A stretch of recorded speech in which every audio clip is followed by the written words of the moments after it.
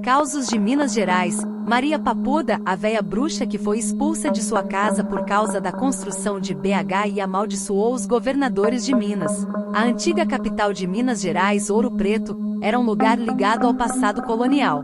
Com a recém-instauração da República, os governantes do estado elaboraram um projeto que visava criar uma cidade planejada que simbolizasse os ideais republicanos.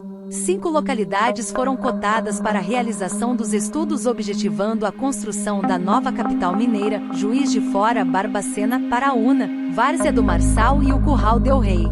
Para a desgraça de seus moradores, Curral del Rei foi escolhida como a futura sede da nova capital de Minas Gerais em dezembro de 1893. Um grande processo de urbanização foi iniciado no local.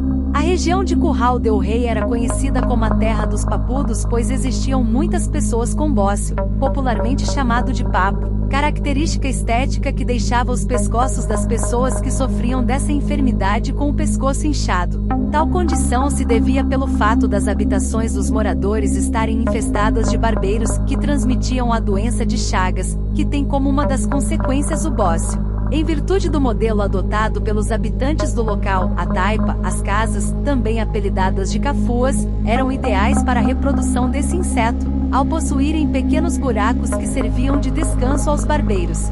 A comissão construtora da nova capital, CCMC, encabeçada por Arão Reis, desenhou os contornos iniciais da capital mineira. Contudo, os planos não tiveram em mente as pessoas que viviam na região. O processo de desapropriações dos moradores do arraial foi muito conturbado e violento, com um sistema de indenização, em dinheiro ou em lotes na própria cidade, muito precário e discutível, implementado em 1894. Para a construção da sede do governo e suas secretarias, foi escolhido um dos pontos de maior altitude do Curral del Rei, onde fosse possível vislumbrar toda a extensão de uma praça, com os prédios administrativos das secretarias do Estado nas laterais e o Palácio do Governo ao fundo. À entrada do palácio estaria situado um longo corredor cercado por palmeiras imperiais que cortaria a praça ao meio. Para a infelicidade de uma moradora, esse local era justamente onde estava construída sua casa, sua cafua, uma tapera construída ao estilo africano. Não se sabe ao certo o nome da senhora que lá morava, mas a tradição popular a nomeou de Maria Papuda, talvez por ser só mais uma Maria pobre do povo. Maria Papuda não era a única acometida da doença do bócio naquele arraial, sendo essa uma condição muito comum nos habitantes da comunidade. Ela era uma mulher negra, ex-escrava que viveu durante a segunda metade do século XIX e início do século XX. Descendente de escravos da etnia Bantu, tinha fama de feiticeira. Se opôs à destruição de sua residência, se negando a entregar seu terreno e casa para a construção do palácio, dificultando o processo de implantação dos projetos do governo, dizendo que só sairia de lá à força.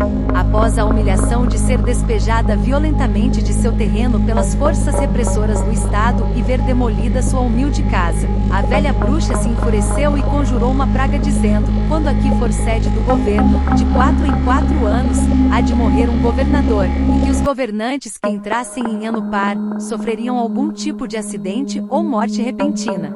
Após o ocorrido, a velha feiticeira desapareceu, não se tendo mais relatos sobre seu paradeiro. Desde então diz a lenda que a figura aparece para os governantes cobrando justiça àqueles que tiveram suas propriedades destruídas em prol da construção de Belo Horizonte.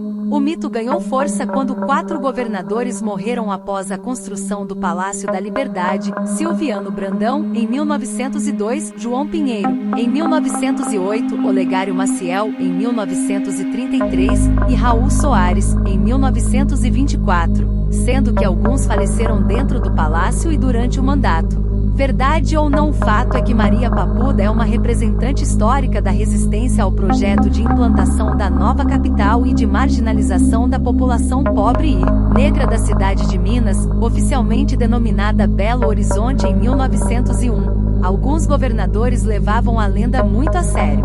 Juscelino Kubitschek, durante seu governo, de 1951 a 1955, ordenou a construção do Palácio das Mangabeiras para servir como casa oficial, talvez para fugir do fantasma. Israel Pinheiro, na década de 60, chegou a sugerir, sem sucesso, que o velho palácio fosse demolido, evitar que mais episódios macabros acontecessem.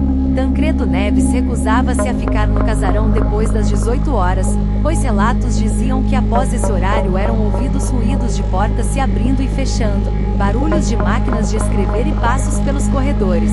Itamar Franco dizia que sentia presenças estranhas dentro do local, além de observar portas e janelas fechadas se abrirem de forma repentina. Segundo o próprio ex-presidente e governador, a sede do governo de Minas era povoada por fantasmas, que fantasmas existem, e que aquele local sofria ação de algum tipo de energia cósmica.